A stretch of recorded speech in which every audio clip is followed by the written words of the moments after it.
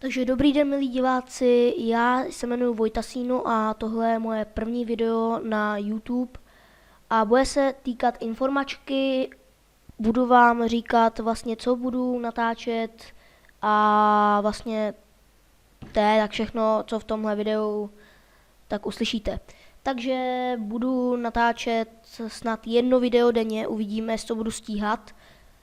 A to následujícím programem.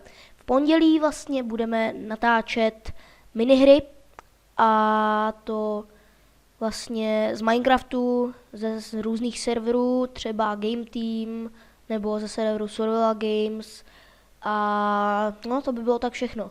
V úterý budu dávat vlastně nějaké ty informační vlogy o tom, co, no prostě vlogy o něčem, co se chystám v budoucí době dělat, nějaký projekt nebo něco takového.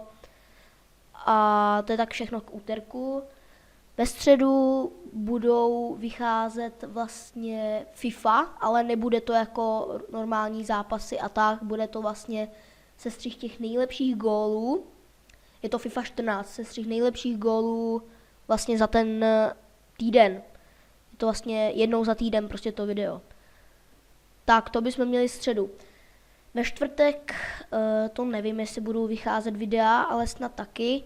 Vlastně bude to možná Far Cry 2 nebo Assassin's Creed 2, uvidíme. Jedno z toho vlastně. A to druhý vlastně bude v pátek. Takže buď bude asi bude Far Cry 2 ve čtvrtek a v pátek by mělo být Assassin's Creed 2. Co se týče soboty, neděle, tak to nevím ještě. Nevím, co tam bude. Asi nevím, prostě, nevím. Asi to budou nějaký, možná Eurotrack simulátor, nebo ten mám, takže asi Eurotrack simulátor a v neděli Call of Duty Modern Warfare 2. To by bylo tak všechno, co budu natáčet. Jsou to samé hry, jediný vlogy budou v úterý, takže mě vlastně uvidíte na kameře. Takže to je tak všechno.